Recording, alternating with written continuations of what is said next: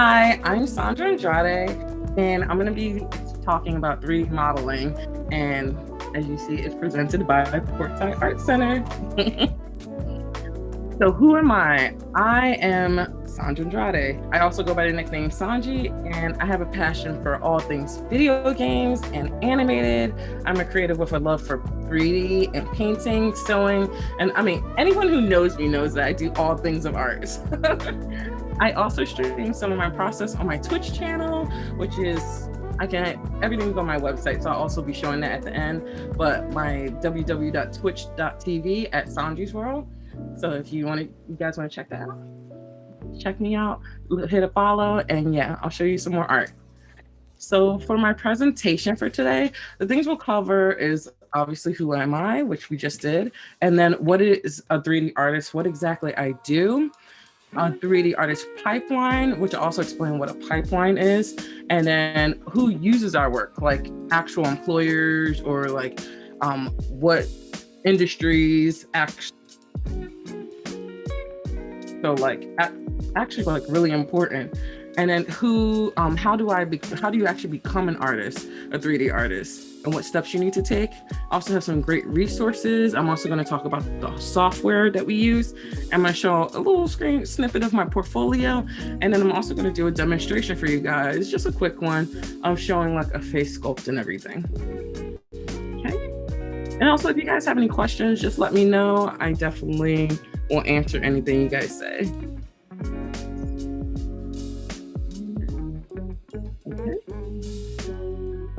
Okay, so what is a 3D artist? A 3D artist is someone who like creates three-dimensional models and animations and visual effects to be used in various creative projects. Their styles can range from realism to stylized and cartoony, and 3D artists create the visual illusions that bring the viewer into a new and unique world. So you can honestly get tricked by 3D artists into seeing something. You'll think, oh, this is really real. And then it's actually like a 3D render. A lot of companies use us for commercials. They'll actually have us model their products. And then there's things that you can do with something that's in a 3D sphere, like realm, instead of like the actual product. So you can have it go through a lot of like different things that's called like physics and dynamics. Like say if you have like a Coke can or something and it has a lot of condensation and you just like want a whole bunch of water and like other elements like hitting this can, you actually do all that stuff in 3D and get those camera shots that you wouldn't necessarily get in photography or video recording. So and here's a couple of examples too of like a little bit of realism. Like this is actually a 3D model, but it's of a person.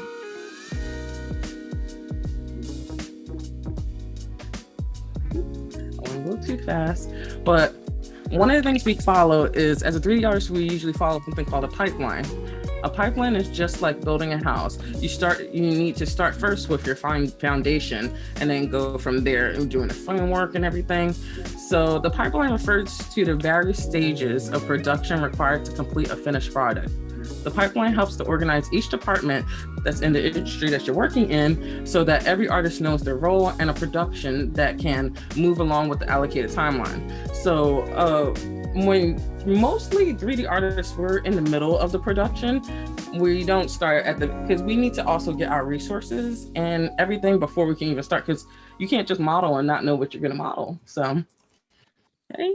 And then our industry pipeline is first, it starts with pre-production. So pre-production usually consists of ideation, story creation, storyboarding, animatics, which is like animated storyboards, and then concept designs.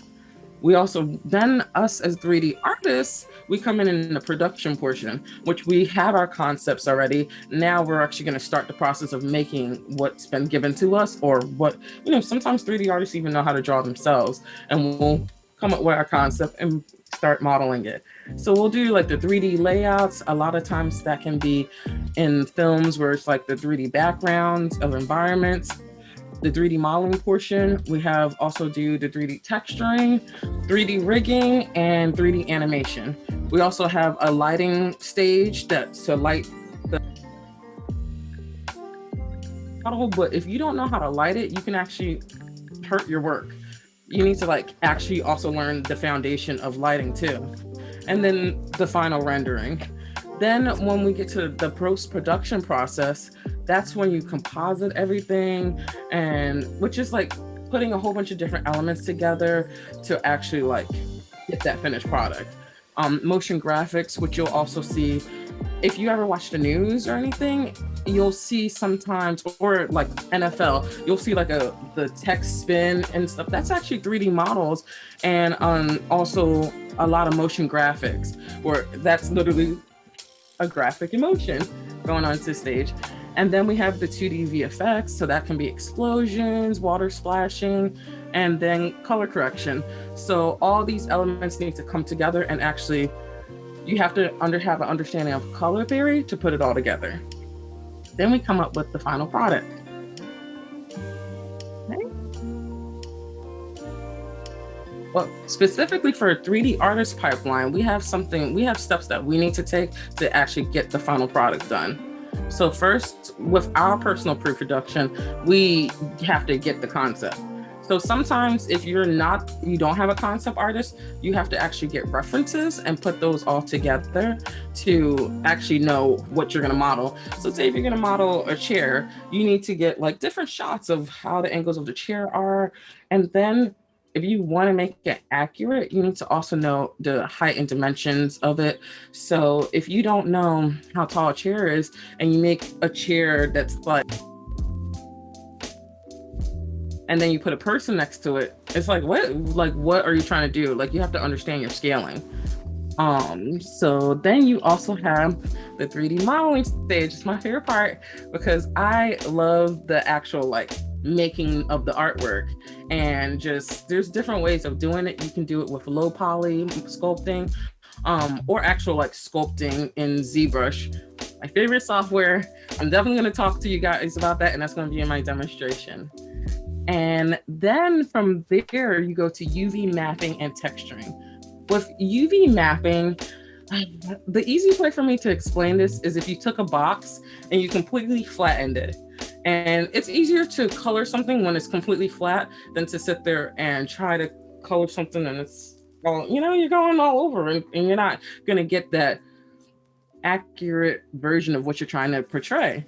So UV mapping is, if you had a character, it's almost like you're skinning the character and you're putting that character's skin flat down on a 2D surface so you can actually put the textures on. And then the texturing, which is also a fun part for me too, because it's like actually seeing that, it's another phase of seeing the character come together and come to life. So putting in, especially if you have a good concept too, you see all the colors, you can actually like color pick from that concept and make sure the colors match. And it's really fun. I love it. If you love painting, you'll love texturing. And that's something that you can actually do as, instead of actually doing the modeling, they also hire people who are texture artists as well. You'll have to know how to UV map, and then you drop your textures on. And yeah, that's a fun area to work into if you just like that specific genre of 3D art. Then we have rigging and animation. So with rigging is like putting the bones in your character. I mean, that's as basic as you can explain it, is actually just putting the bones in your character so they can be moved and animated. It's a tougher area to be, but it's high in the industry, because to get a good rigger, and especially if you have a character that has 8 limbs or something like that, you need to know how all of that is going to move correctly to interact with each other. Because if you don't know how to put the bones in and you have a bad rig, it can actually clash with the other limbs. So yeah, being a rigger, I mean, I can't stand rigging, but when it's done and it's done correctly, your model can do some of the most amazing poses. And then that rigging leads into the animation, because if you don't have your rig, you can't really properly animate your character. And yeah, when you have facial rigs too, those are really intense, depending on how much emotion you want your character to convey. And yeah, it's really cool. It's cool to see all these elements come together. Then, like I talked about before, there's the lighting and rendering stage, which You have to do enough research to know how to actually like light, because there's all different types of lighting. You also need to know the if you're doing a warm lighting or a cool lighting. All these come into effect to make a really good render. And the render is actually putting it all your elements together and actually having the computer process it out to give you that final image. And so then you get your final composition. Okay. So who works with us? These are some of my like favorite. So I particularly love game studios. They work with us to make all, I mean, that's the biggest one. They make work with us to make the environments, the characters, all the prop modeling that you can do. I mean, that's like that. If you're a really good 3D artist, and then there's medical. You might not think medical would need a 3D artist, but they do, because if you see some of the commercials, sometimes you'll want to see how some of the cells go through the veins or how the pill interacts with some of the organs inside your body. And I've actually worked as a medical 3D artist where I modeled actual cadavers, but it helped the industry as far as with university students and doctors be able to dissect the cadavers that we made. We made highly accurate cadavers, and they were able to dissect them and actually not have to buy a cadaver that you can only do so many dissections on. So, I mean, 3D artists, we are really important in that industry too. We're really big in films. I mean, really big. If you've seen any Star Wars film, obviously you've seen some Pixar movies, Luca that just came out.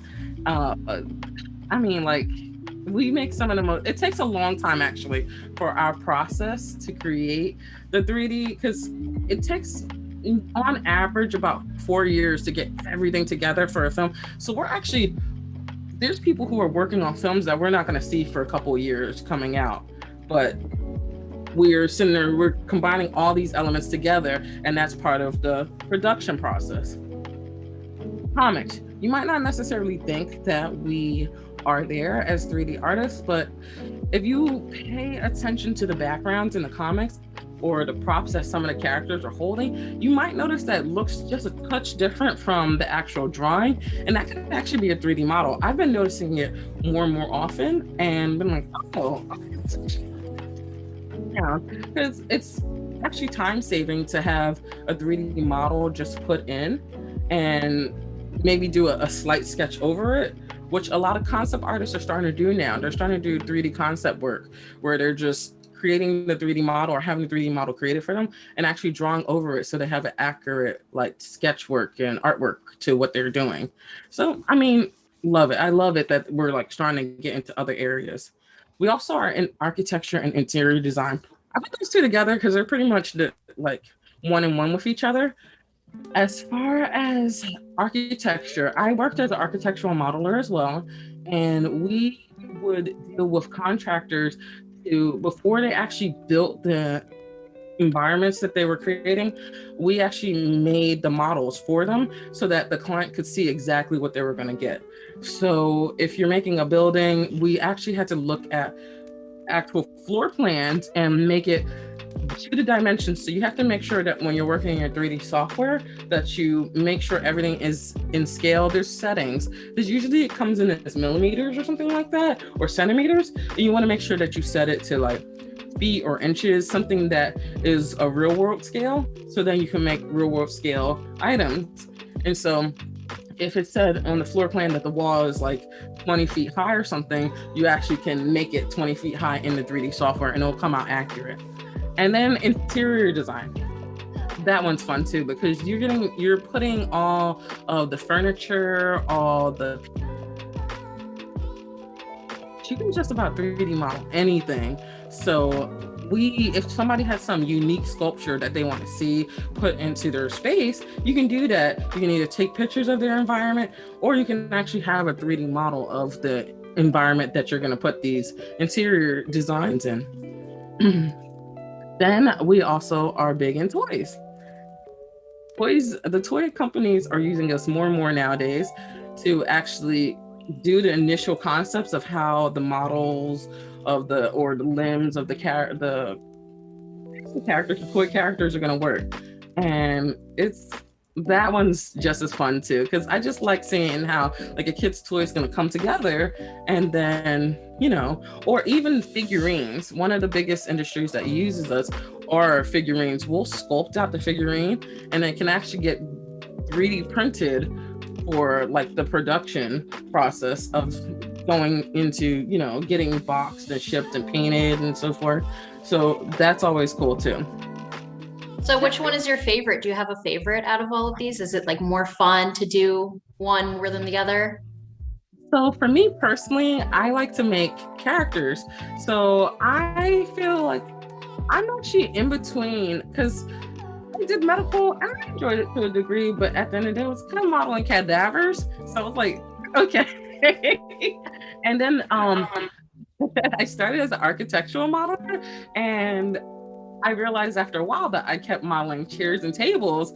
And one of the things that inspired me was anime and animated films. Like I love Sailor Moon, and I love a whole bunch of Pixar. I grew up with Toy Story.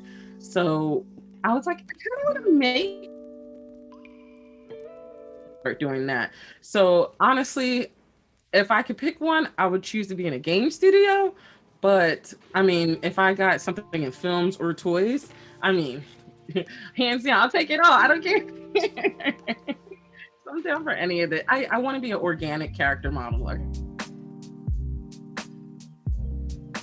So how do I become a 3D artist? Well, you need to decide what you want to do as a 3D artist. So from environments to characters to prop modeling, like literally the world is your oyster. One of the things I wish somebody would have told me when I first started doing 3D was actually ask me, what do I enjoy modeling?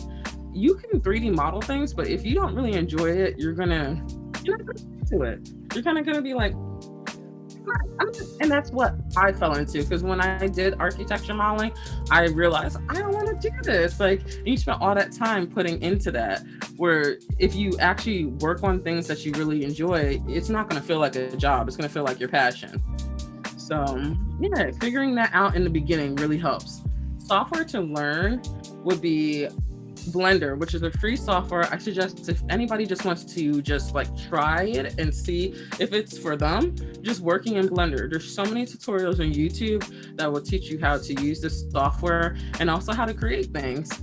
And I've seen people start really just like have the most basic little 3D models, but they kept practicing and evolving. And a Blender is a great way to go just to start.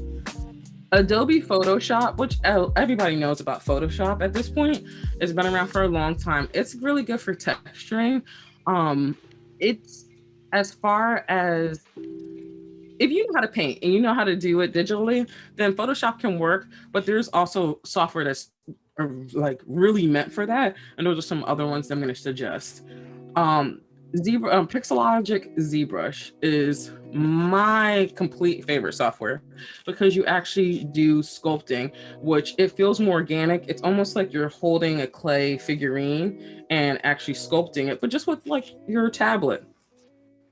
Then you have Maya, that's done by Autodesk, and 3D Studio Max. Maya, it's more both Maya and 3D Studio Max are industry standard software, but Maya is really big. I found when I went to the West Coast, over here on the East Coast, 3D Studio Max is really popular, but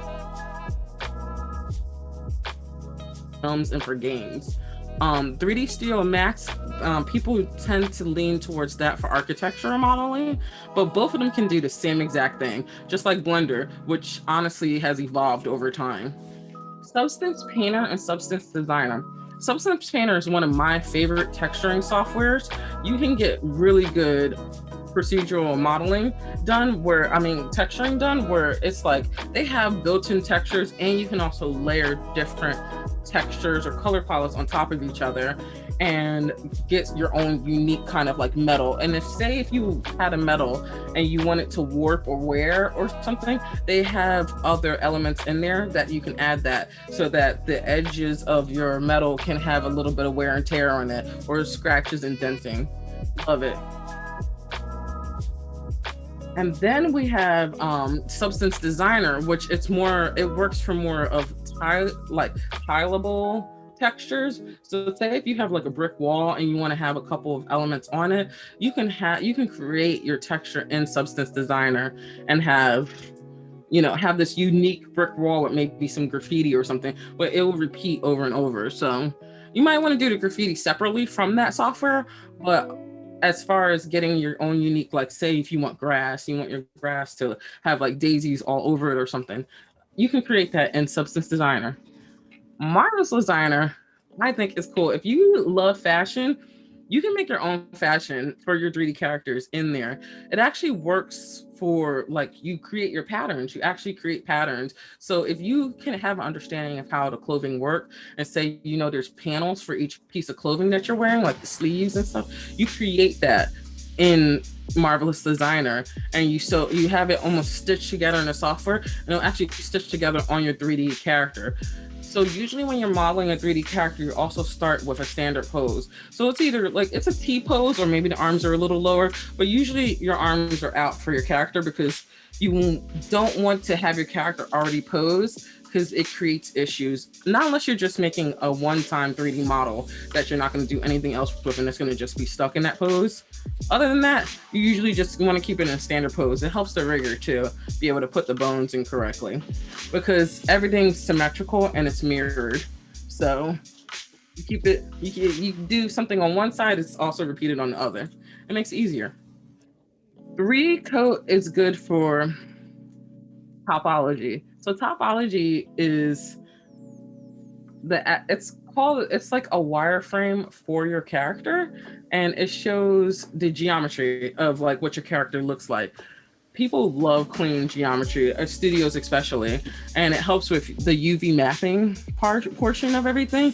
Because if your topology is messed up, then it's harder for you to sit there and skin your character and leave it flat. Because if it's all like, say, too much geometry, you're going to have issues later on. So there's definitely a lot of tutorials, and any suggestions or anything anybody asks me, I can definitely show you a whole bunch of links or any software that you want to know. There's places that you can learn all this information. And then there's also other ones. Another texturing software is Mari, and then there's TopoGun too. And there's so many more.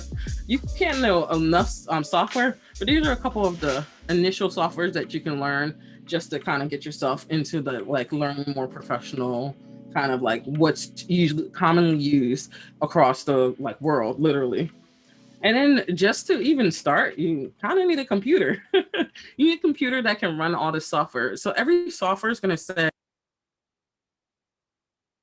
usually starts at around i3 process, but you kind of you need it to be higher. For me personally, for my computer, I use an i7, and I have a whole bunch of like upgrades on my computer. And then you need a tablet to get started. And a tablet can be anything like this, where you can actually like draw your character or like sketch your character or anything like that. Okay. Some of the things that you definitely need to know as a 3D artist is anatomy. Biggest thing. One of my favorite books for anatomy are for 3D artists. I have this book. I own it. I love it. It shows you so much. It shows you where the muscles are, how facial structures are supposed to be. It's on Amazon. I think it's like $30. It's perfect. I also highly suggest anatomy books. Actually knowing like how all these muscles and everything are. And sometimes you don't necessarily need to know the name. You just need to know how they form around the body to like push your, so you want to, if you want to push your character to the next level, you need to study how the muscles underneath the skin move and how the forms, like how they form the 3D shapes of the body. Even if you're a stylized modeler, you still need to understand proportions to push your characters. That one. I also have, for ZBrush specific, I have a beginner's guide to ZBrush. I kind of know a good chunk of this, but sometimes I'll flip through this book to kind of just like see if there's something I missed, or sometimes I just need to know shortcuts in the software because I can blank out. If I can't Google it fast enough, I'll just open one of my books. As far as texturing and lighting, I love these two books, Color and Light and Imaginative Realism. These two books are great resources for learning how to just apply those textures on your character. And sometimes you can think green and red are going to look amazing together, but maybe you need to choose a different color. You might not want that Christmas looking character. So, and last but not least, I love to get the art of books. So I have like some game studio books and I keep little tabs of what's my favorite stuff. But yeah, I usually get like, for instance, this is the art of Fallout 4. I was going to make a mechanical character and I just wanted to see how other people like would apply to this and work on their characters. And then another one of my favorites is the Art of Overwatch book. So this one has a lot of bright colors, and Overwatch, a lot of people know about it and it's all over. And I love this book. It has so many different areas in the game that they work from Africa to London to the islands. So I definitely suggest looking into books. If you see an art style on a game or a movie that you really love that style, and it will help you like create what you want to create. If you want to create Overwatch characters, get the book so that you know what you have to do. And so then I've already talked about the software. So definitely learn the software of which, like, literally learn it. Just keep studying it because there's so many little nuances and tips and tricks to actually like make the characters or the environments or anything you want to make. Research. I definitely suggest studying up.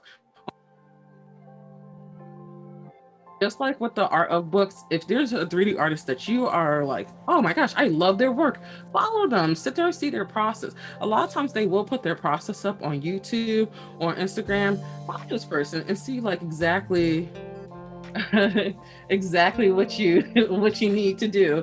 But also pick which style you want to do, from environments to characters and prop mind, which I've already spoken about. But I just want to drill it in because that was my biggest issue. And then practice. To be a successful 3D artist, you need to constantly keep practicing. The software evolves.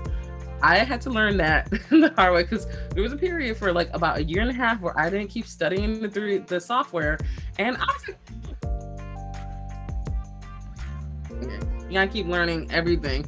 They update their software at least yearly, especially with Autodesk and Maya. They keep putting out they have a new year each time, and then there's more elements added because our industry evolves.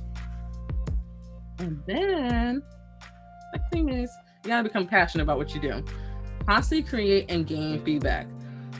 One of the things, and I fall into this issue sometimes because I'm a good procrastinator, but if you keep becoming passionate about what you do, and people can see it in your art.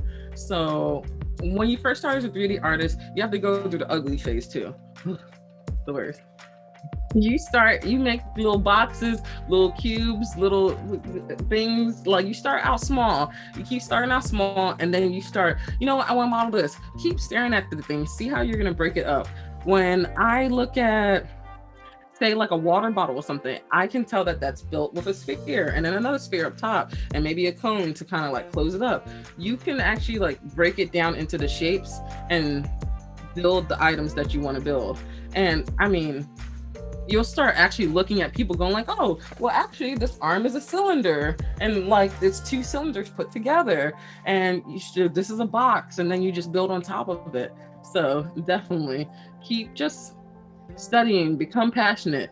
You won't start out with a perfect perfection in the beginning, but with time and dedication, you can improve your skills. Okay.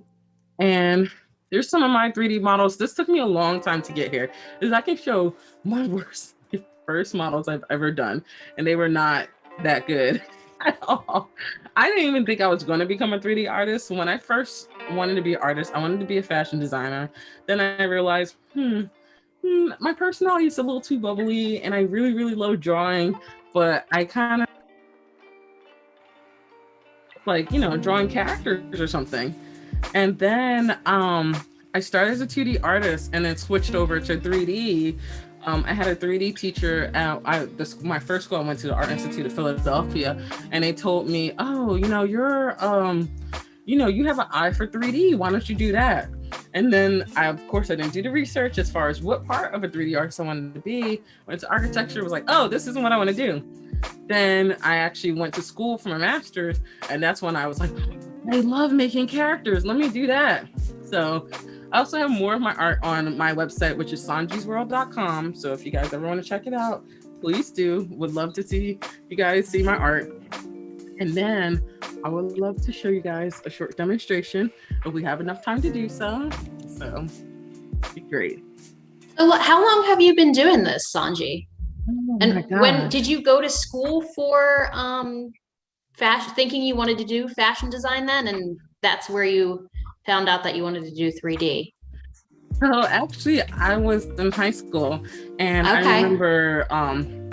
I remember always wanting to be a fashion student, and I just felt like there was other people in my school who was also wanted to be fashion students, but I just wasn't. They just seemed to be a little too catty for me, and that was never my personality. I was like, I don't want to be that catty. And then there was one person who just did their fashions, and they just ate it and breathed it, just drawing fashion sketches. And I tended to do a lot more of my like anime sketching and whatnot. And I was like, man, I really want to do like something, but I don't know if I'm like really cut out to be like, just like a fashion designer. So then the Art Institute of Philadelphia ended up stopping by my school and ended up showing anime. They put Sailor Moon up on the screen, and I was like, oh, okay, I guess I'm being an animator. Well, did you go to a creative high school like Kappa? No. I went to Williamstown High School, and Williamstown High School had a studio art program. And I'm a teacher. Her name was Mrs. Weiss, and she just was so passionate about art, and she made me so happy to be in those classes. And I ended up getting like in advanced placement art classes. Like I just was skipping ahead because I was so into art. But yeah, I never actually like went to specifically art school. But I was so intense as an art student that like my final high school year as a senior, I created 35 art pieces for an art show, and they were paintings, they were drawings. I mean, like awesome. It was over the top. I was really intense. And so when Art Institute came and showed Sailor Moon on the screen, I kind of was like, you sold me. And I ended up going to that school. I took some time off, on and off, to go to school because but then I got stuck in doing the hospitality industry and said, I really always wanted to be an artist and I should go back to it. So I decided to go back to college in 2013, and I took one class. I had to do one 3D class, and that's when the teacher, he saw my work and he was like, you could be a 3D artist, you know that? And I was like, I ended up switching my whole curriculum without doing as much research as I should have, but just excelling at 3D. And I was actually one of the few people who got hired straight out of college, but for architecture. Wow. And I just was like, I was hyped. But as I actually did the architecture, that's when I started getting down. I was like, I don't want to do this. And I decided to do research, and I looked into the top art schools, and it was honestly between Savannah College of Art and Design or the Academy of Art. And I had always wanted to go to California. So I said, you know what, I'm going to do California and go out there. There's a lot of industries over there. And that's when I went to Academy of Art. And yeah, and and here's my story, fast forward, or I definitely have a master's in art in 3D. But and aren't you working on another master's too now? I know. So ambitious. Okay. Well, I decided to do the last one because the pandemic and everything got slowed down. And I said, you know what? I really want to perfect my drawing. And I said, I have the ability to also be a concept artist as well. But I wanted to do characters. My whole focus is characters. So even though I'm going to also get my environment artwork style up, I was like, let me start working on my character sketching so that I can actually do some concept work for myself and, you know, be more of an asset, especially to a smaller game studio. Because a lot of smaller studios love people who have multiple talents. Whereas if you go to a bigger studio, they want somebody who's like a specialist. And those are highly coveted positions, but I've always gelled really well with smaller spaces because I like to help out where I can. So yeah. Okay, let's get a demonstration out for you guys.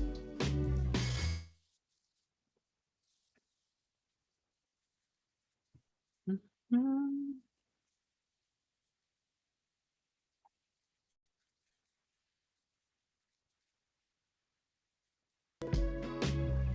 All right.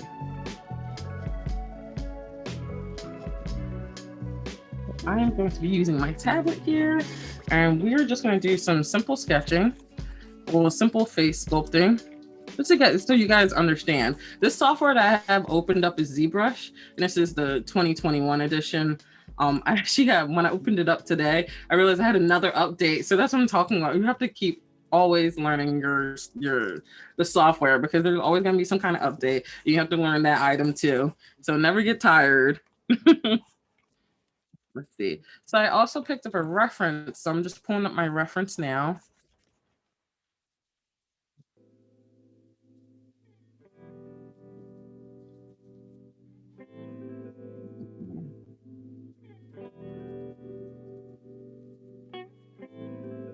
Right.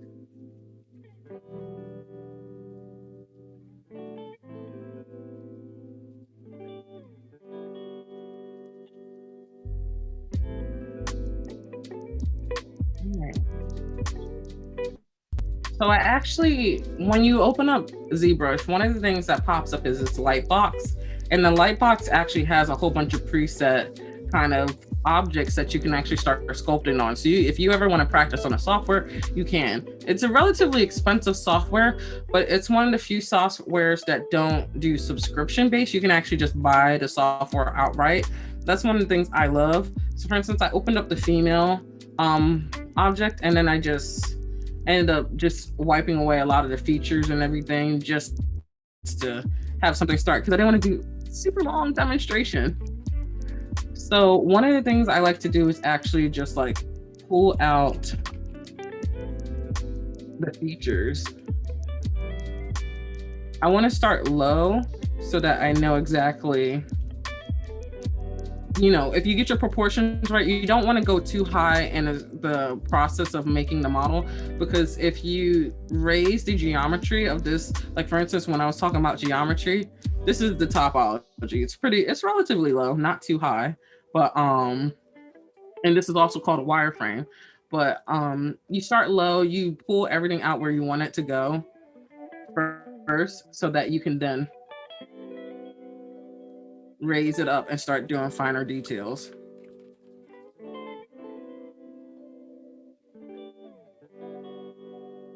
Tell this ear is in the right place. What did you mean when you said you have a reference that you were pulling up? Or do you have a picture that you're working Pull up a from? picture of a female portrait. So I'm just Okay. using a female portrait to just like kind of just go off of for today. And then there's a whole bunch of brushes. So when you first open up ZBrush 2 and you press the letter B, it has half of this. I've added more brushes to it to kind of give myself more abilities to do things in the sculpting process. But yeah, here are quite a few brushes. So I know all the commands, so you'll see the screen pop up really fast. But it's one of the things I realized I needed to learn was the commands on this. So, and then it's literally just sculpting. So you can literally sculpt whatever you want in here. I'm actually gonna raise this because it's a little too.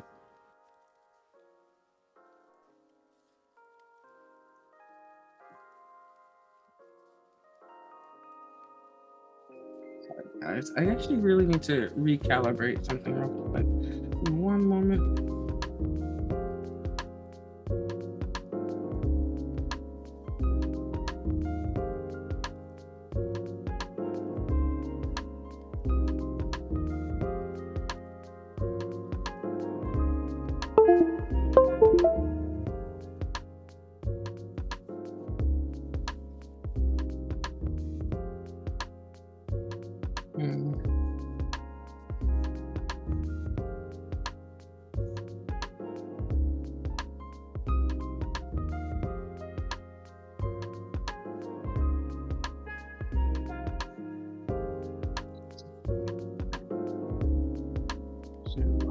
intensity a little. So I like carving out the cheekbones.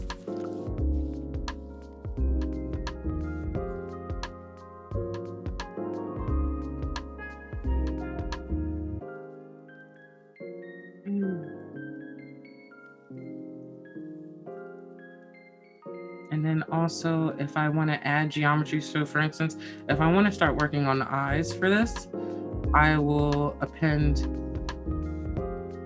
add a new subtool for like a sphere. And even though it's a lot larger,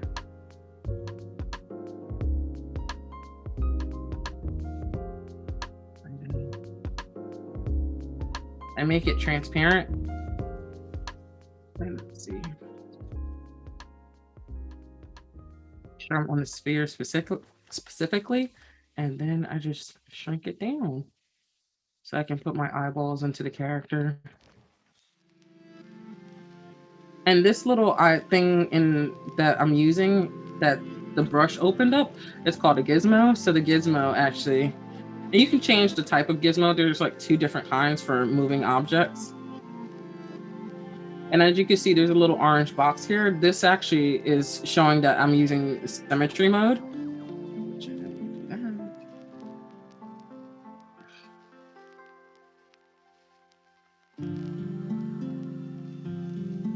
So I just turned the symmetry off because it was just trying to manipulate on the other side.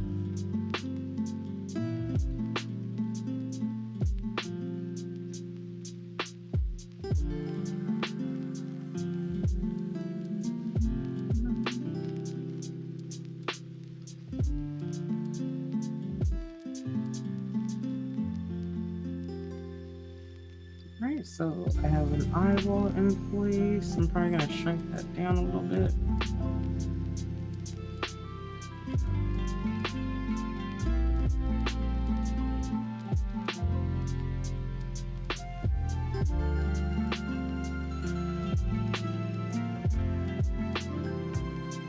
And then I also have to switch, make sure that I'm on the right object when I start sculpting.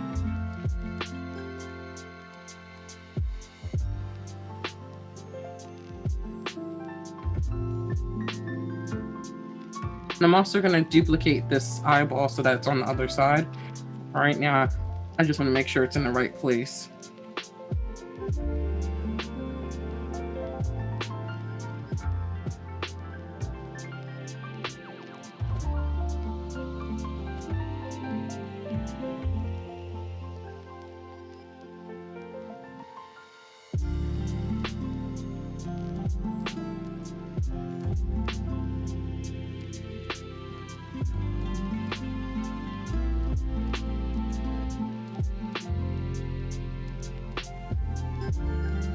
Just knowing your facial muscles.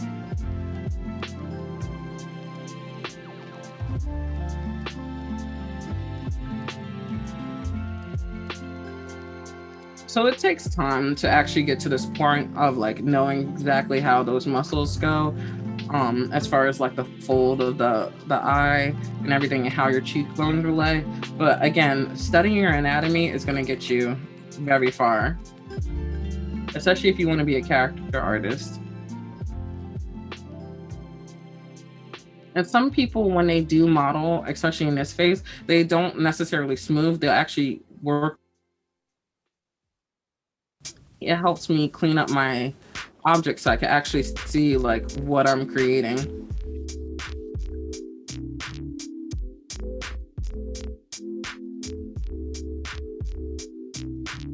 And then there's a short command. If you press shift, you can also smooth out so that you can clean this up like I've been doing.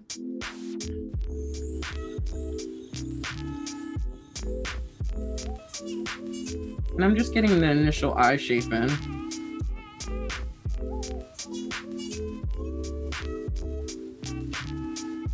And you always want to keep rotating a character around so that you can see how everything's looking. Because again, you're working on a 3D model. So if you stay just stationary, you're going to keep sculpting. It's going to look beautiful on this one angle. But then if you turn it, oh my gosh.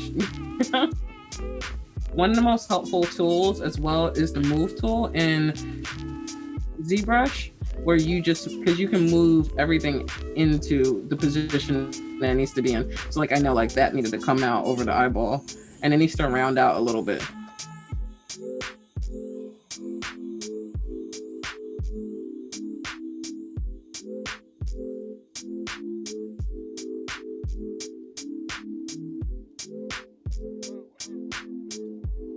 And then one of my favorite brushes, which I've downloaded from another place called Polycount. I love that website. So a lot of people, a lot of 3D artists connect on polycount.com, and you can get really great resources. So I found a lot of my brushes through other people just putting free resources up for us to gather.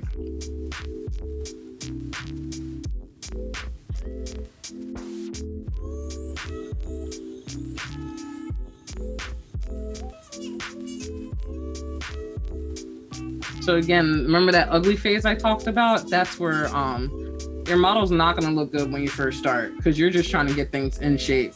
But as you keep moving, their faces are gonna come out, and you'll start seeing the features.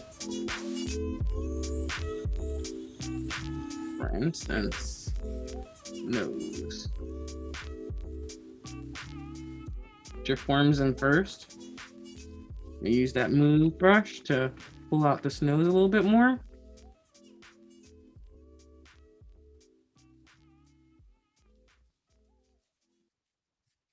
It's gonna be hard to do. It doesn't matter. It doesn't matter. Because what happens is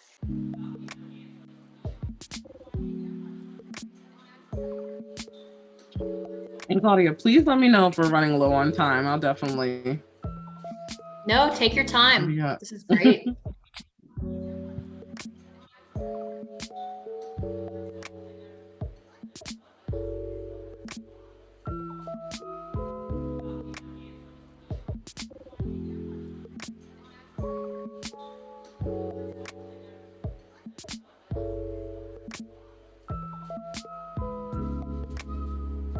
I use the one brush that I got from Polycount called the Mock Cut brush, and it's good for mechs and putting line work in them. But I like using this brush to get like fine lines in.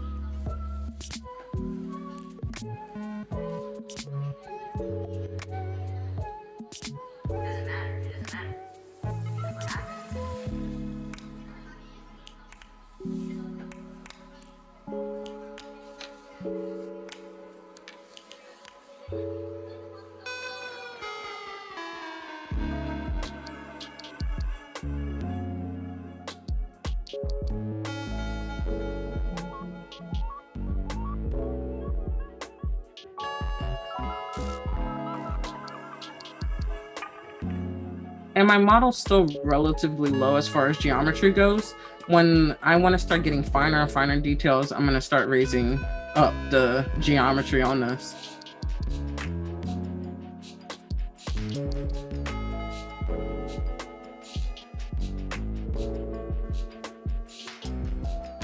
Also, good things to know is knowing that your eyes come in the middle of the head, not too far up. As far as nose, you have to just know your proportions of how your face moves or how the face is supposed to be placed. Just like the basic concepts of drawing, you have to use that in the sculpting of 3D. And like usually lips come to the middle of an eyeball, so you want to kind of make sure that's correct as well.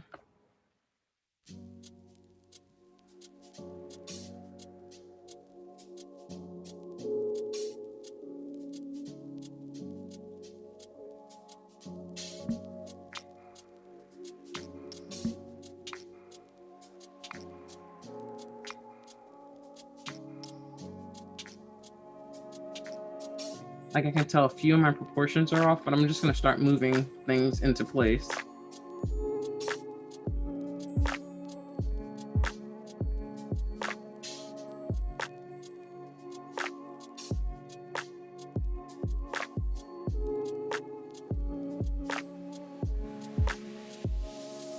And always keep turning your model so that you know exactly what's going on the other side as well.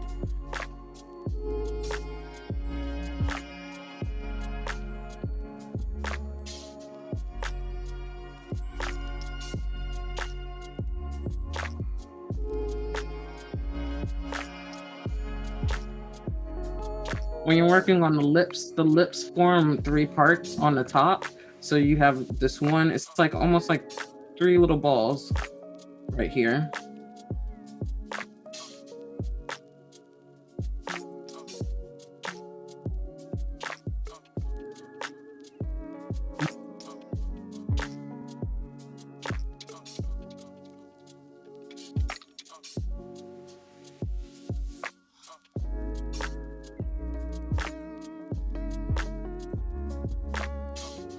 Also, when you're sculpting, depending on what kind of sculpt you're doing, I usually start in a neutral face so that I can get everything, like know exactly how the muscles are going, because afterwards I can always pose the character's face.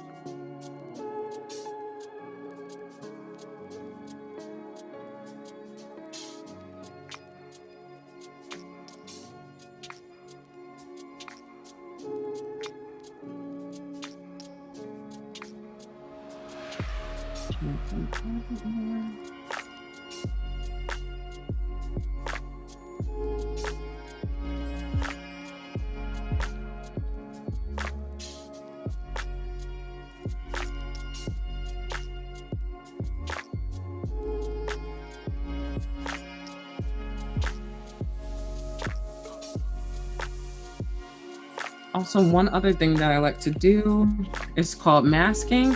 And I like to mask an area so I can work on one area and not have to affect the others. So let's see. I like to use the mask pen. And everything has a command. That's not it.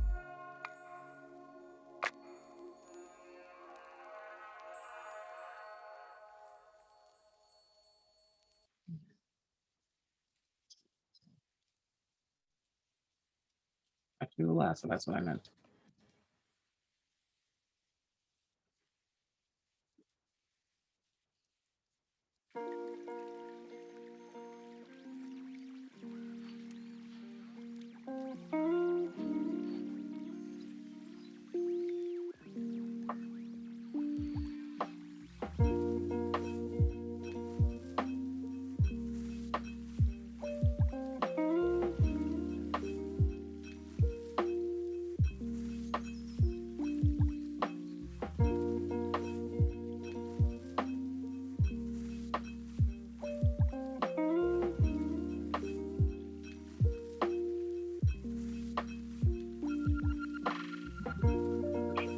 Just a little bit.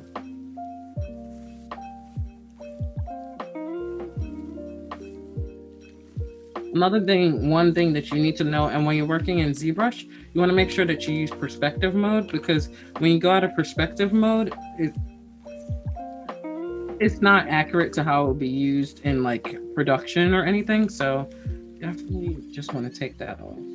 I'll turn that on. I mean, your muscle.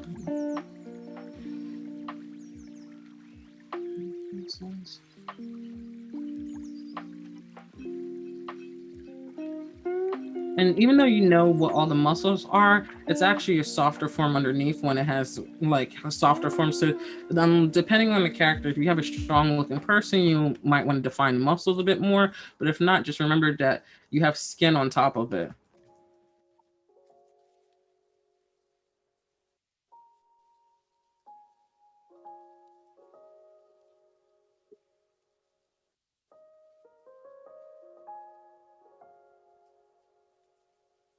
Just defining that jaw a bit more.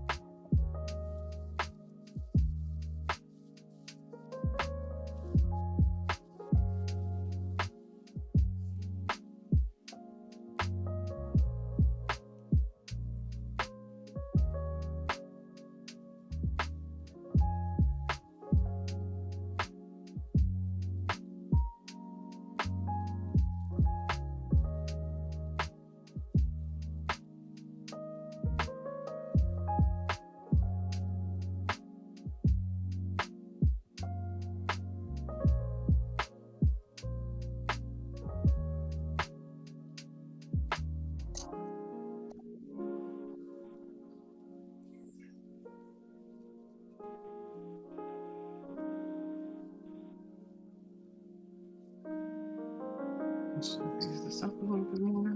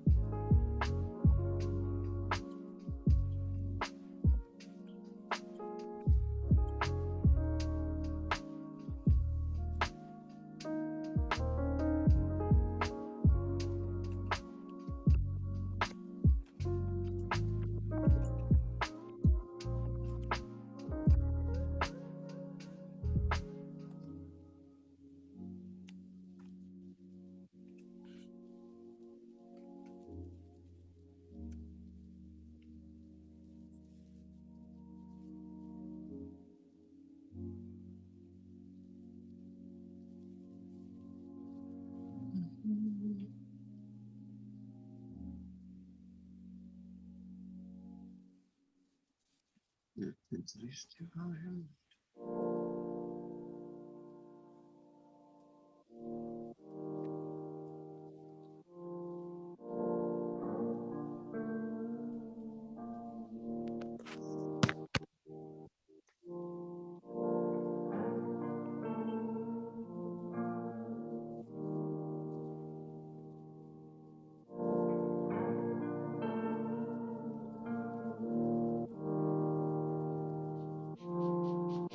Also, when you're putting the frown lines in the face, depending on the age of the person, you want to be more stronger with it. If not, you want to make these more subtle. Doing a beauty shot is a beautiful portrait is harder to do than an older portrait, because it's like you can put lines in and not have to worry, because if somebody's older, you're trying to get that definition, but trying to get the smoothness of like a face, especially a female beauty shot or male, it can get a little tough. So it takes a lot of practice to get like a really nice portrait down.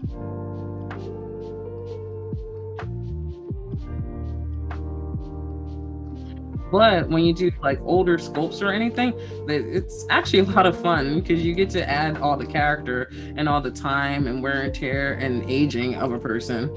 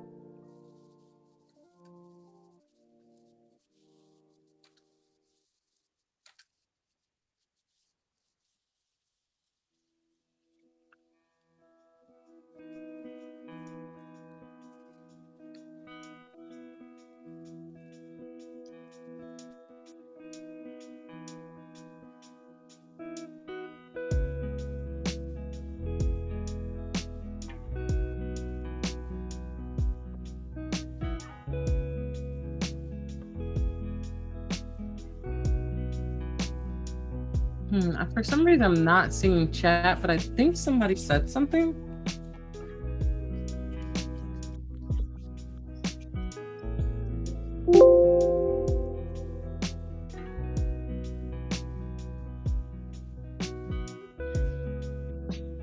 Not that I can see. Someone said something about 20 minutes ago. Oh, okay.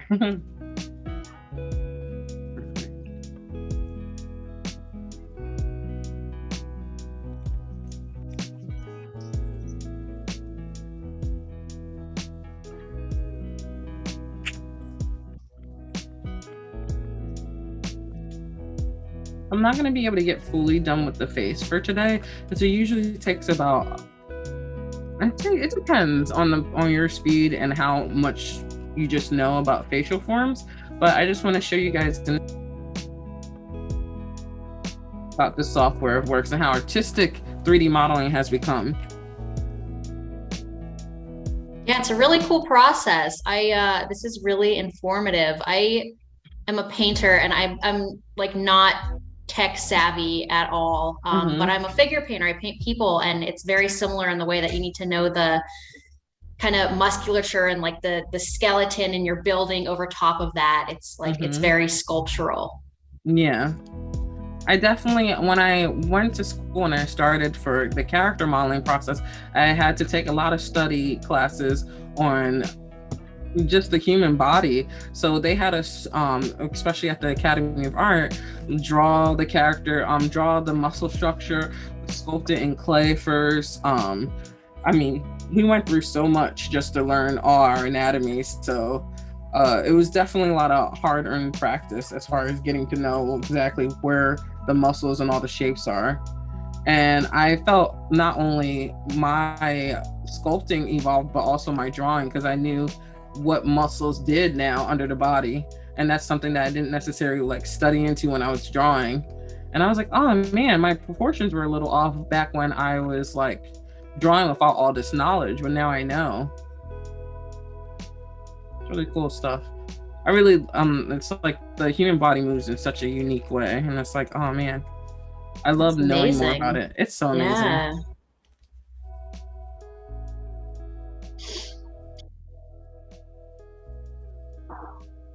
I also don't make the best sculpting face, guys. So my face is too concentrated.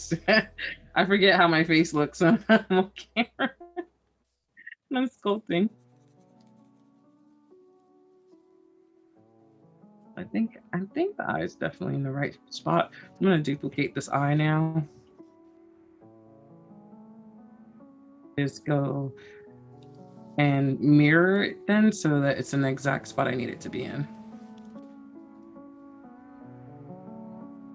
Cool, that I was working on. Make sure I don't sculpt in the eye. And depending on what type of character you're making, if you want to have certain features stronger or not. Like this one, like I feel like I kind of left the reference a little bit, but I did get the initial reference for how I wanted the face to be. But yeah.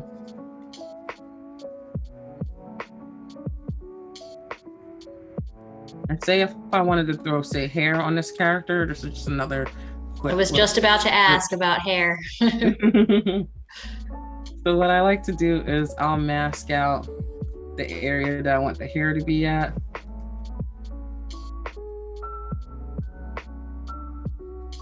And there's different ways of doing hair. You can make it look more realistic. A lot of times you can go into, say, if you used Maya, you can take your character and for a more realistic look, there's a software called XGen in Maya that you can use to make hair. Also, ZBrush itself has a something called fiber mesh, and that does hair too, but I kind of like how XGen looks just a touch more realistic. There's different styles of doing hair, from card modeling, like it's card, it says card, but it's actually like just polygons, like flat polygons that you use, and you use like almost like a PNG in a way to put the hair on it, so that when you do your render, it actually just looks like hair follicles and not like geometry. So it's another way of doing hair. But for this one, we're gonna do more of a stylized look, and drag this from here. I think that's actually good enough. So she has a little bit of the helmet right now.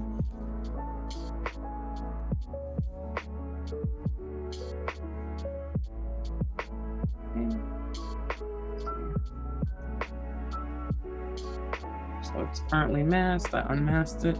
I also want the geometry to be lower for the hair to start, so I can pull everything into place. So let's see. If I want to change the geometry a little bit, so right now it's really high, but if I use one thing called Z Remesher, and it redoes the geometry for you, but in cleaner. So right now it's processing at the moment. And as a 3D artist, you need to have patience, because a lot of times with working with computer software, you have to let the program process sometimes, especially when you get higher in geometry. The computer takes longer to process what you're doing.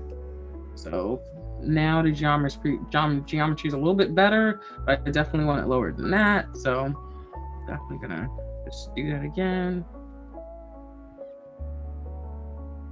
And one thing you always want to do is keep saving. I haven't saved yet on this, but as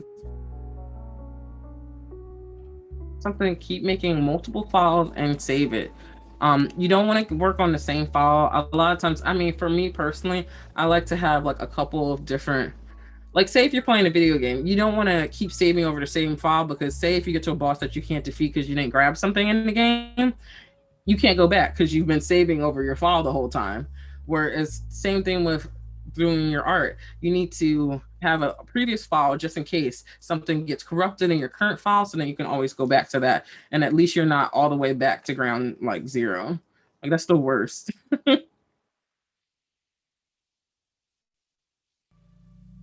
So it's still processing. Well, it's processing. Yeah, press it one more time.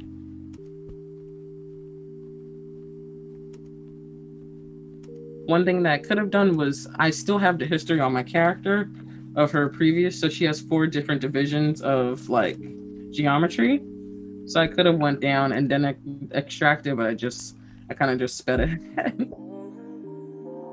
Yep, so it's getting cleaner and cleaner. We're gonna do it one more time.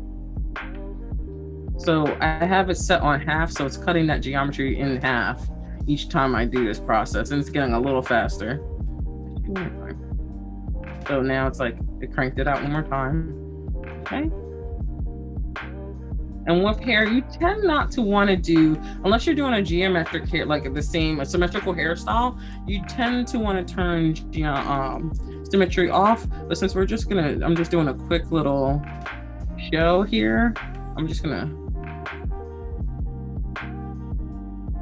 move everything into place.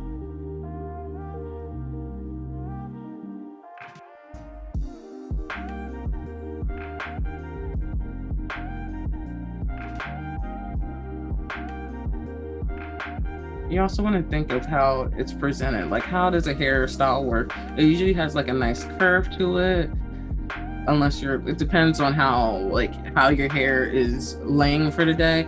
But you also want to think of how this is presented to your audience. Like, do you want them, you want something that's like appealing to the eye when you create a hairstyle, unless you want the character not to be likable or something, then you'll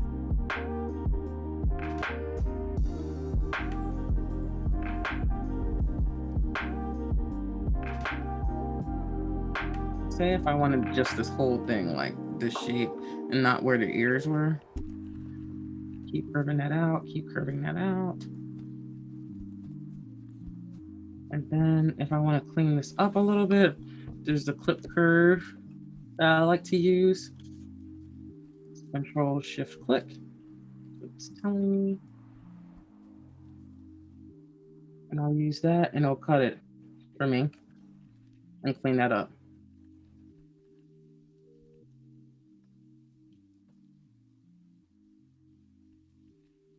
So this is like just a quick base to start on.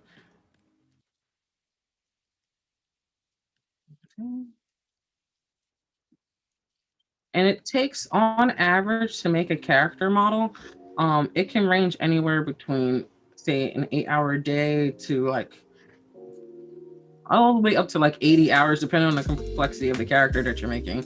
Stylized tends to be a little bit faster, but if you have like a lot of accessories that you're putting on the character, it can get a little bit, the timing can get a little faster, longer, I mean.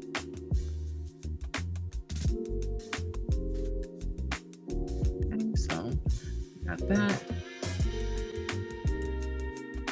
And then one of my brushes again that I love, the Mop Cut Next brush. Just if you want to start getting like the initial shaping of like how you want her hair to look.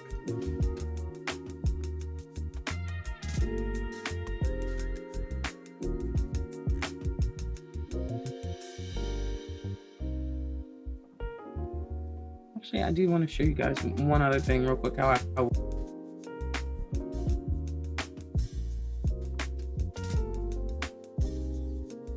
Which is pretty much just about the same thing, but then I like to shape it out.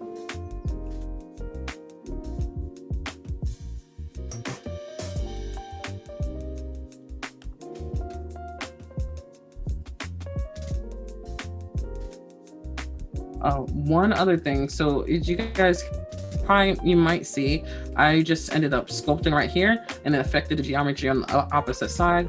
One thing you can, the thing you can do is you go to this option called auto masking under the brush tool, and you actually want to turn on back face masking, and it won't affect the geometry now on the other side.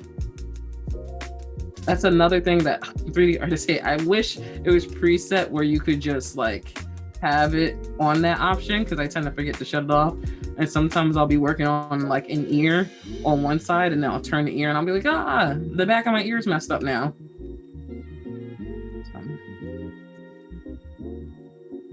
Actually, I want to cut this one more time.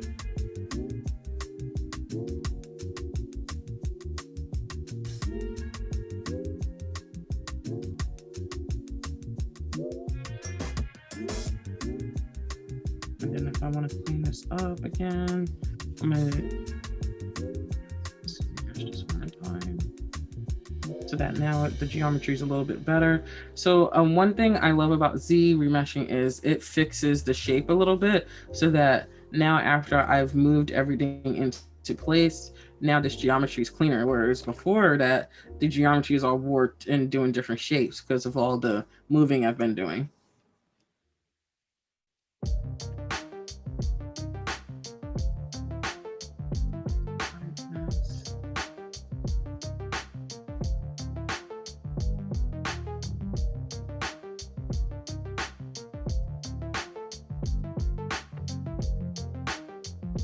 And I'm just getting like how I will have the hair initially.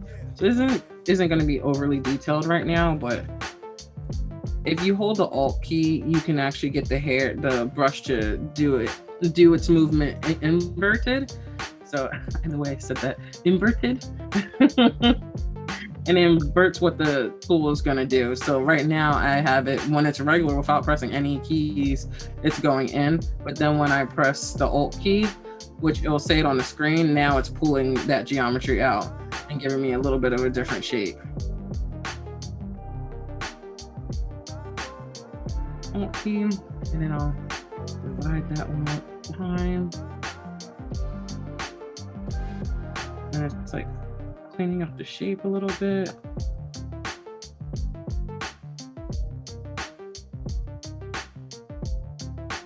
And like one game that has like a really stylized look is Overwatch and Fortnite. So if anybody's played Fortnite, they do a lot of stylized modeling in there. I love it. Also, if you want to be a game artist, you want to research the studio that you want to work for, and start actually like kind of modeling in the style that they're looking for. I'm not saying don't model other styles. I'm just, if you want to gear yourself to one studio and you have a dream of working at that one studio, definitely try to pick up their style so that you can actually get an opportunity to work with them.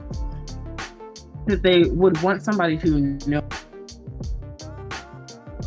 so they're not like overly training you for the position, when there's somebody else who's probably been studying what they've done and they're gonna pick that person first.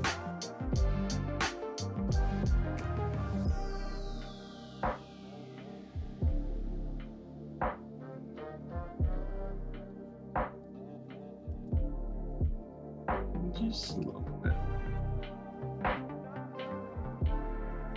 There you go. I love this brush. When I got my hands on this brush, I was like, yes. It's the damn standard tool, which is another brush that comes initially with ZBrush. It kind of does this movement, but not with the slickness that this one has. So if I go back to this tool now, I want to make sure I unmask that because that mask is still underneath. Let's see. Clean this up. We're almost done here.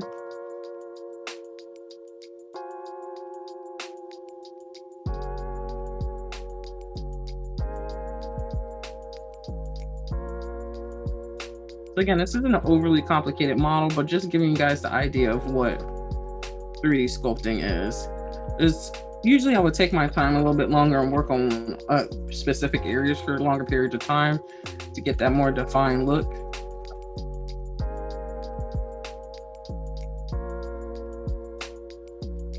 And then if it's too low, just lower the geometry down a bit so that you can clean this up faster.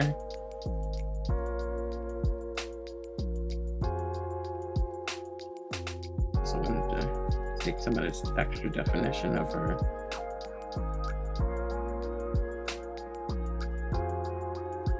So see, like all those extra hard forms that I had going on have now all calmed down. One thing I like to do is also the original texture or material, this is called a material. So the original material that ZBrush usually starts in is called the red wax material. Horrible, I can't actually see my forms properly when using this material, so I have mine preset to the matte cap gray. A lot of people start with this material to sculpt in, but I also love this material. Love using different materials in here. For instance, if I use one called Toy Plastic, I find it really good for eyeballs. And then what you have to do, because if you keep switching between materials, it won't stick on there. But let's see, let me combine these two. Let's see, sorry, oh, merge. Merge down, okay. So that's a command telling you can't stop this if you do it, you know. So both my eyeballs are now in the same tool. And then I will go to color. Wait, first off, you need to make sure that your brush is set on material. And then you go to color and then fill object. And so now that object is gonna stay that shiny color. Back, and then say if I go to a different object and go back to my regular material that I use, now I have these eyeballs that are still like that. Okay, and then I want to get my masking pen, so mask.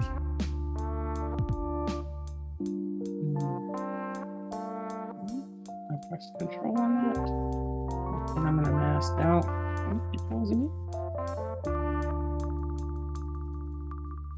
Make my brush a little smaller. And then if I wanted to do some eyebrows,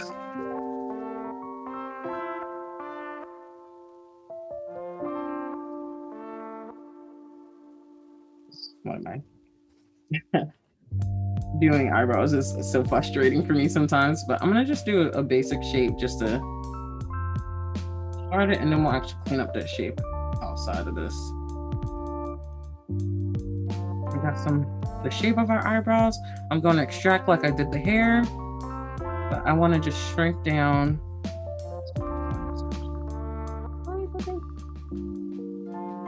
How strong or thick those eyebrows will come in. That's actually not too bad. So we're going to accept that. Smooth everything outside the mask up a little bit. And actually turn the mask off. And I still have geometry on, so what I want to do is the clip curve.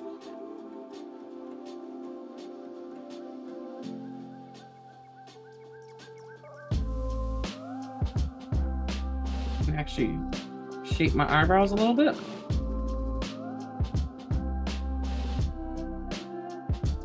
Curve.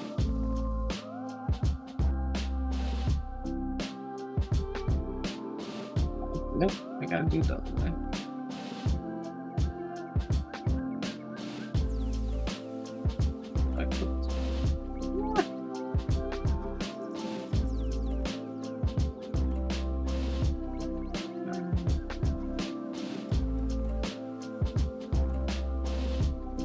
relatively close.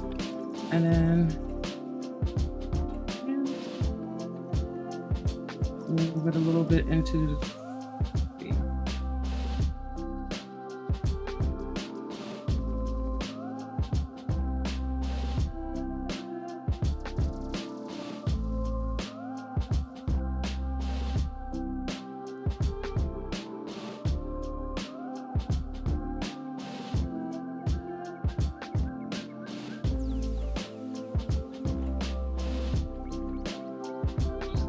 up a little bit. It's your preference on how you do it. Unless you have a concept part that you need to stick to, you know, just go out, try different styles on how you want to do your eyebrows or anything like that. All right, and then what I will do is actually Z-remesh, which fixes up the topology like before. So it's not too bad, but I want it a little bit cleaner than that. So let's see. I'm just gonna half that too, because you don't really need your eyebrows to have a super high geometry. I'll do it one more time. All right, and that geometry is a lot better. It's cleaner. And actually do that one more time. So you'll see how it transforms right here. Yep.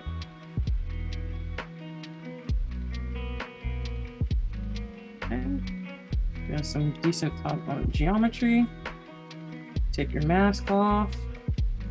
And then just so that her eyes aren't too scary, you can do something called poly painting. That's the texturing software in ZBrush. And so if I wanted to add a bit of color to this, let's see, with some background eyes.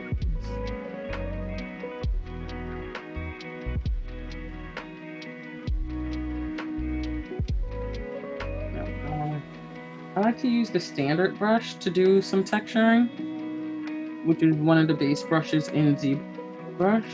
I want to make sure my symmetry is on and not that affect my Z add. I don't want to have it do anything. So these buttons right here, Z add is when you're adding, when your geometry is coming out. Z sub is when your geometry is going in. I just want to turn both of these off and just put some texture on here. So, and just the RGB, no material. So now it's adding a color.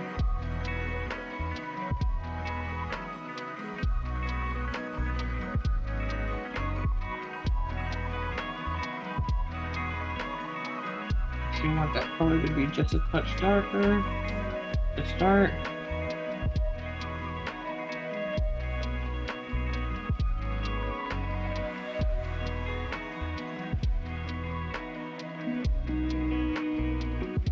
I also want to make sure that when you're doing texturing in ZBrush, you also want to make sure that your geometry is a lot higher.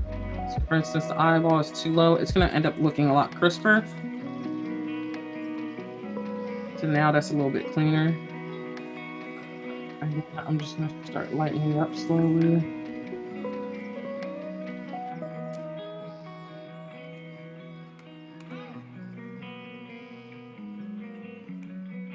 Get my pupil in there. And also, as you see with the toy plastic, it's giving almost like a fake light source on it. So it actually helps me figure out exactly what's going on with the eye and how it would shine in any other software as well.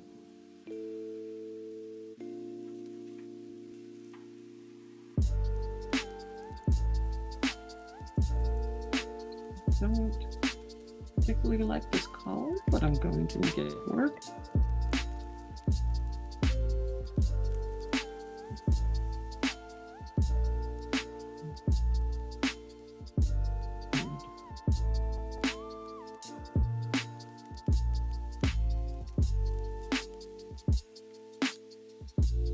Our eyes are just a little bit scared, so I'm actually gonna take that back one more time. All right, guys, this is one of the things as far as when you're doing art in ZBrush, you're gonna keep going back and forth.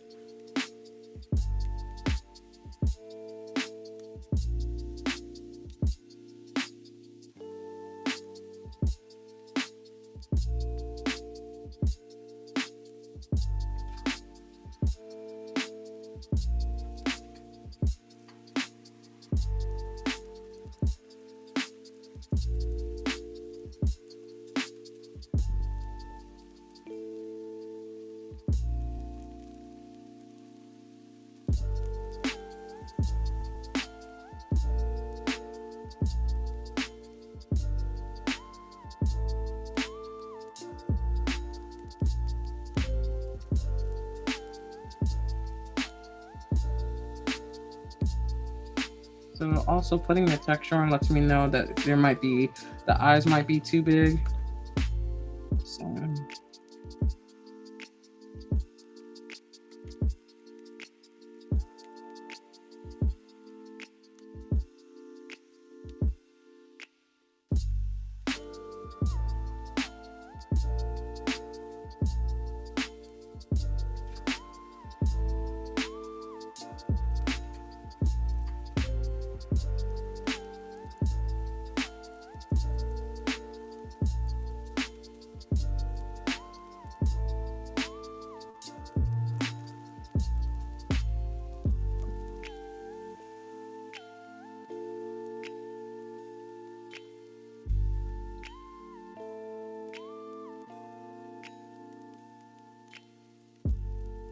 just reshaping.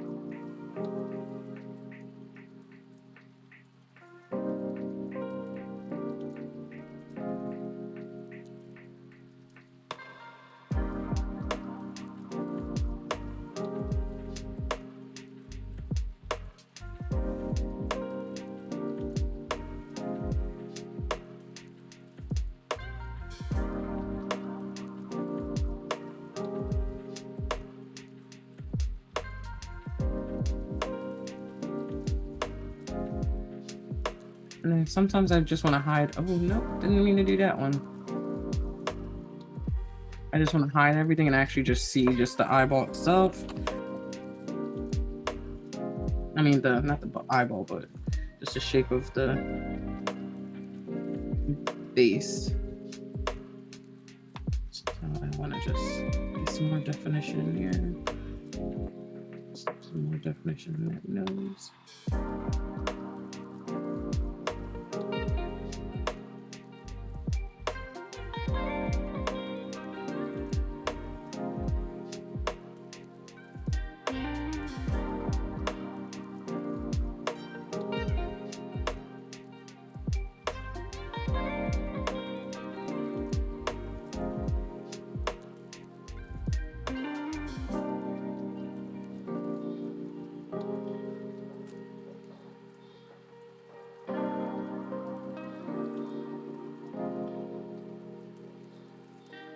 This forehead is a little too far forward now that I've reshaped it a little bit.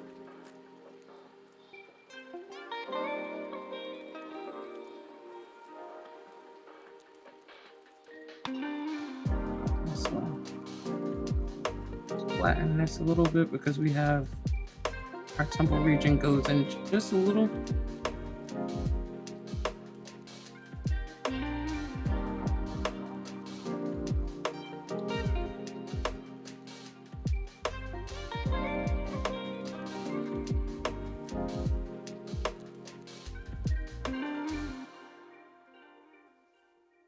And sometimes when you can kind of fake things as a 3D artist, like knowing that I have all the elements up here on like the hair and everything, that's all going to be covered. You don't have to go too detailed, but when you're doing production ready stuff, you kind of want all your stuff clean so that things don't show up later, especially if it's going to get animated.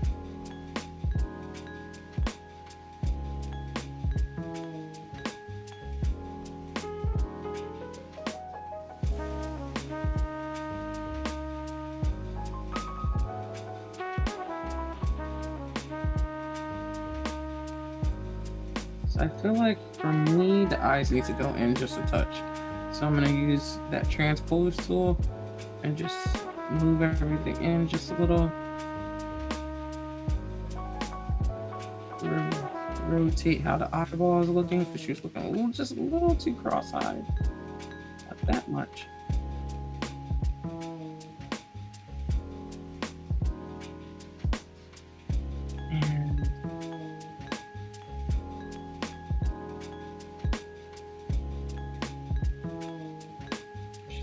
You in. We're gonna get there.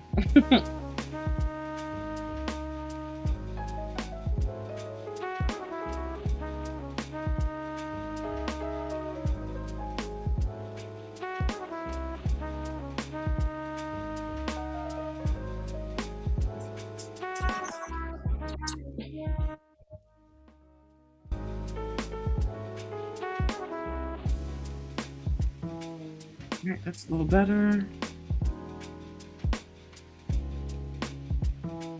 Push this out just a little.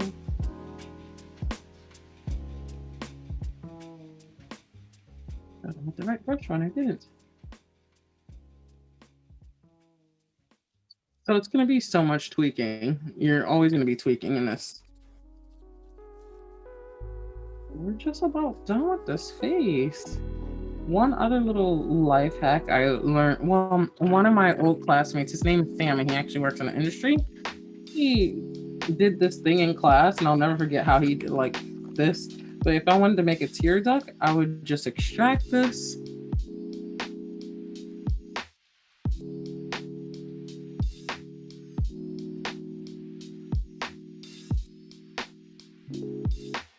Right, not that high.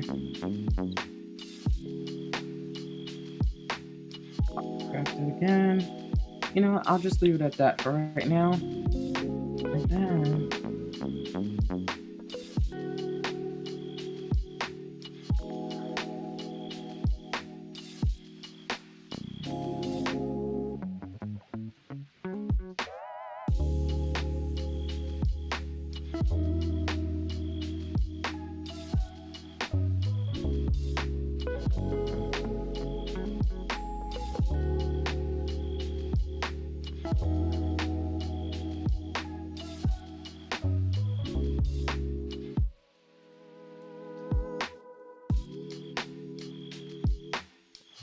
I also want to look because the geometry is way too high in that, so I want to just cut this in half.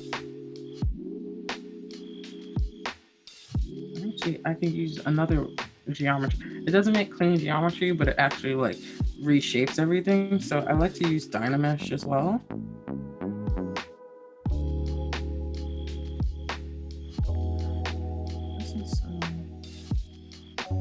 So Dynamesh helps.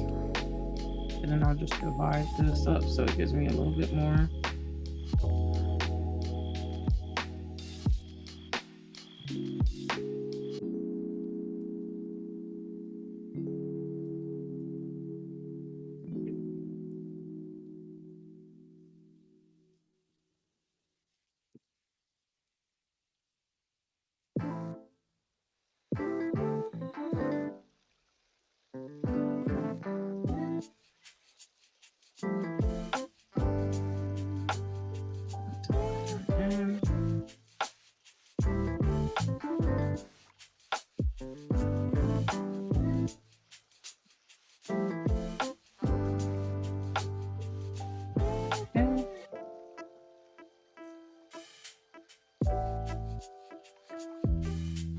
And then what I'm going to do is do that thing that we did before, where I'm going to change the material on it. So right now I'm on standard.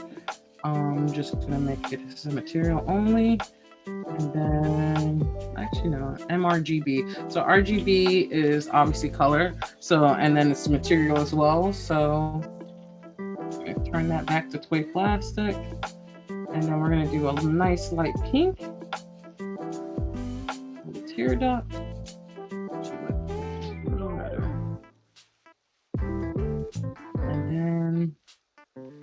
Just fill the object. Okay. So now you have your tear duct in there. And then I'm just gonna put some quick eyelashes on, and then we're gonna call this done. So again, as you guys have seen multiple times, now I'm just gonna do the masking. Like a nice good mask on that.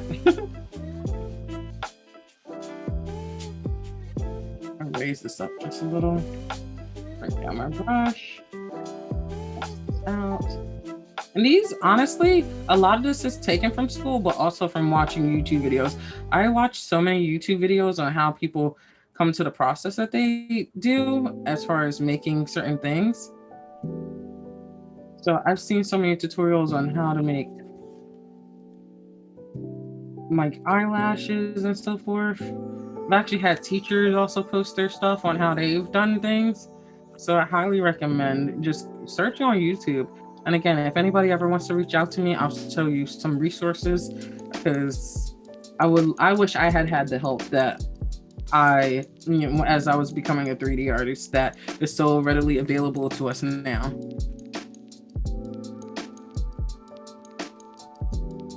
Extract that, not that high though.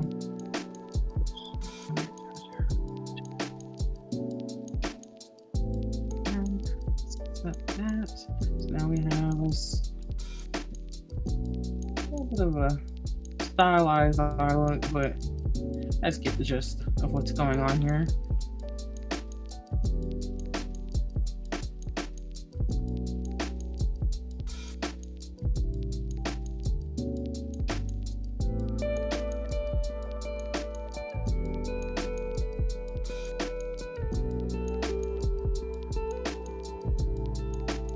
I'm gonna redo the geometry on that.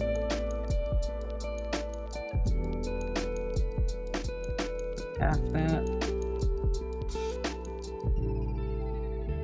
It smooths things out better.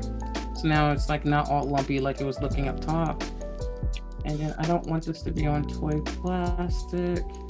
Let's say another material I like to use for this one.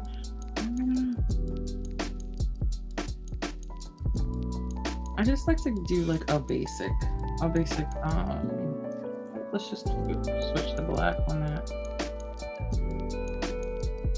And let's just go back to that standard brush.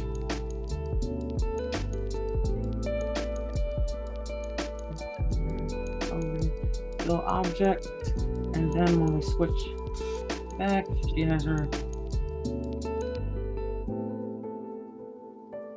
So this is pretty much, it's not completely done, but I feel like we're at a point where this isn't too bad. I feel like I've been able to give you guys a relatively decent like demonstration on how ZBrush is and just like the process and the artistic flow of being a 3D artist. Yeah, this was very, very informative. That looks awesome. And you were saying that you always look at YouTube, so now you'll be on YouTube. Someone can look up this tutorial. It'd be very helpful. And I do have check out something I've done. I haven't uploaded anything recently, but I do have some 3D demonstrations on there as well.